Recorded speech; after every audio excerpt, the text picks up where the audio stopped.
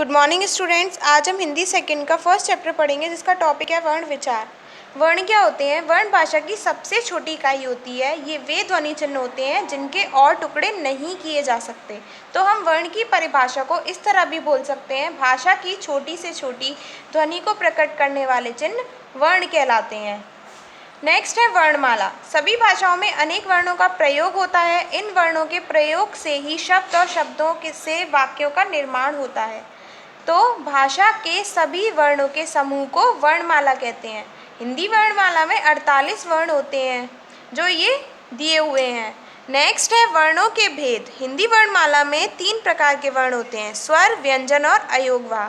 First है स्वर यानी वॉवेल्स। जिन वर्णों का उच्चारण करते समय वायु बिना रुकावट के मुंह से बाहर आती है उन्हें स्वर कहते हैं।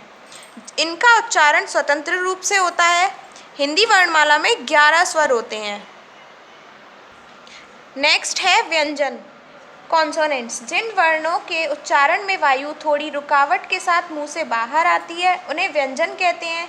ये वर्ण स्वरों की सहायता के बिना उच्चारित नहीं किए जा सकते। ये संख्या में 35 होते हैं जो इस प्रकार दिए हुए हैं।